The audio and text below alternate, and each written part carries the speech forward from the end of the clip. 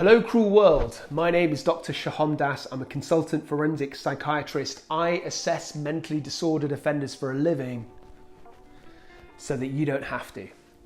In this episode, we're going to talk about lie detection by law enforcement agents. So what tactics and strategies do they use? How do they work? How can you tell if somebody's lying? What's the underlying psychology behind it all? I educate while you perseverate. I educate while you vegetate. Let's start with a basic concept, which is the cues of deception. These are kind of similar to poker tells, and they're not very reliable for the simple fact that they're not always the same in different people. So here are some tells when people are lying. Generally speaking, liars look more anxious, they seem less certain about details, and they generally won't correct themselves with little details. And that's because they overcompensate and they paradoxically think that by correcting themselves, they make themselves look more guilty. Whereas in reality, a slight degree of self-correction, self-doubt is natural with truthful thoughts. So a bear walks into a bar and says to the barman, "I'll have a pint of Stella." And the barman says, "Why the big pause?" It's often thought that people who are lying will have long pauses, and they often speak slowly and they avert their gaze. And that can be true on some occasions, but that can also indicate anxiety rather than somebody lying. So it could just be the fact that they're in a stressful situation, such as being questioned for murder, or when your girlfriend's looking through your phone and looking at the text when she's looking for the number for the Chinese takeaway.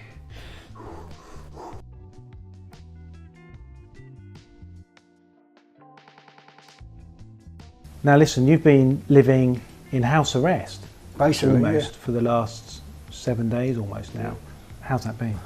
Oh, it's been horrible. It's been horrible. Do you know what I mean? The family's, we're stuck inside here, do you know what I mean? We've got all the papers outside, all putting accusations down, and they asked me stupid questions yesterday, like, "Oh, did you do anything?" I said, "Well, no, I didn't. Excuse my language, but no, I didn't. I'd never think of that. I'd loved her to bits. She's like my own daughter, for God's sake." We had that sort of relationship. It was that sort of thing.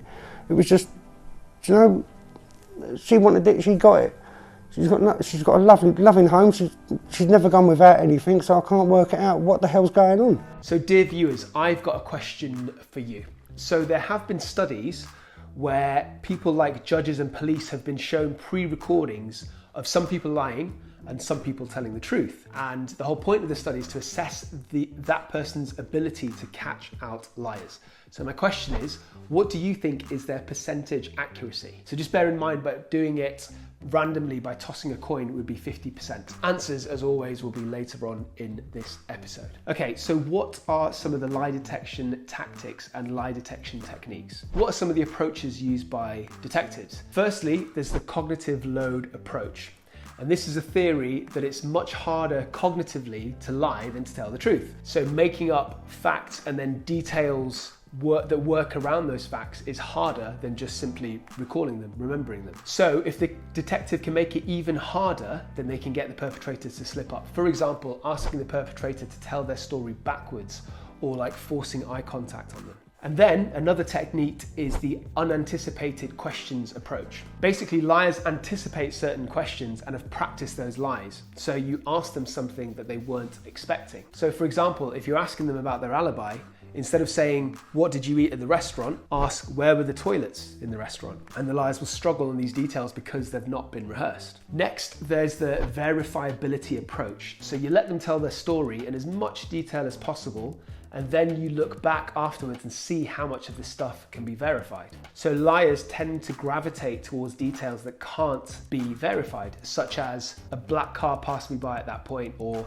his breath smelled of chicken nuggets, as opposed to details that can be verified, such as it was raining heavily that night, or I walked past this big skyscraper on my left. So in my line of work as a consultant forensic psychiatrist, occasionally I come across defendants who fabricate mental illness. And they do this because they want to get a psychiatric defense or for leniency during their court cases. And I have my own strategies and tactics to spot this. In fact, I've done a whole series on fabricating mental illness. It's got 3 parts. It's on my channel. It's dope.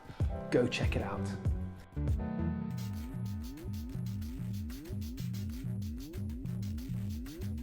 What would your feelings be about providing us with a voluntary DNA sample in the event that we can that against something. Would you be happy with Yeah, that?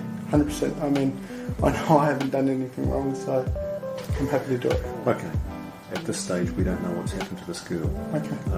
It's possible that somebody has killed her. Okay. You understand that? Yeah.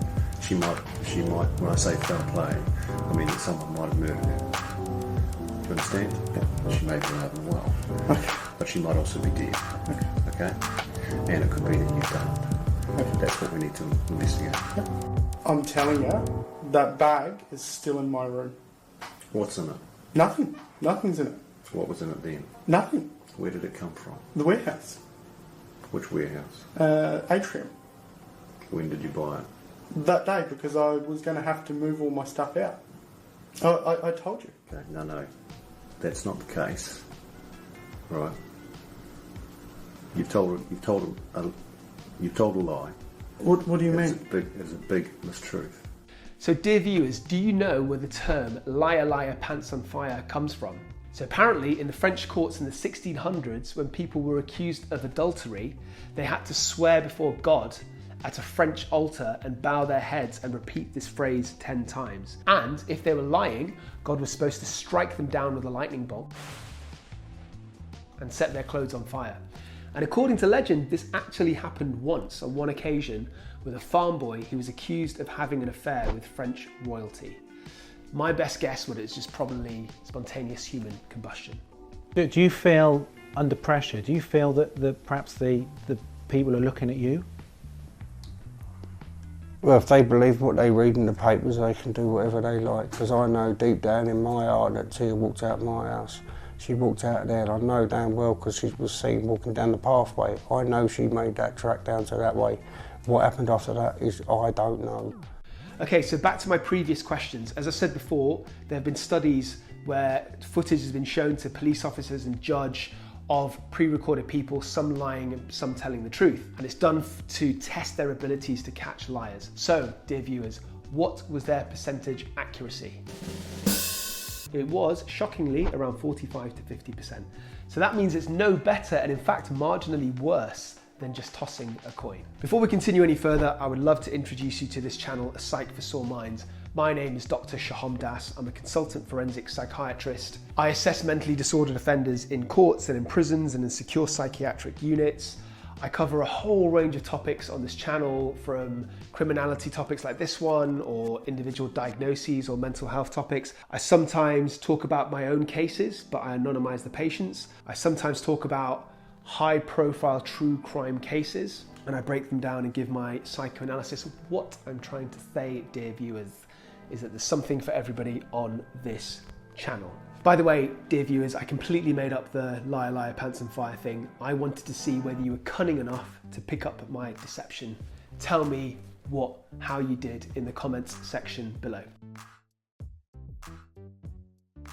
If you did pick up my deception, then maybe you have the makings of a renowned detective. Or if not, you should probably stick to your day job, which, as we both know, is being a fluffer in the porn industry. I will have another connected video on this channel specifically about polygraph tests. So are they reliable? What are the techniques used on polygraph tests? Are they admissible as evidence in courts? And the answers will shock you. Not really, just sounds like a cool thing to say. I'm also going to have another video on this channel about police interrogation techniques, along with some footage, specifically how the police catch out liars during murder investigations. Before I go, I just want to quickly tell you again about my book. It's going to be called Into Minds. It will be released next spring under Sphere Publishing. It's going to be autobiographical, a bit like this channel, but more of a deeper dive into my cases, more about how they make me feel. Last thing I want to say is you have to subscribe to this channel. Not only does it help me out immensely, but if you do, you'll never get a parking ticket ever again, guaranteed, or your money back. Please spread the love and tell everybody you know about this channel. They deserve it. Stay euthymic, and whatever happens, do not forget, I love you.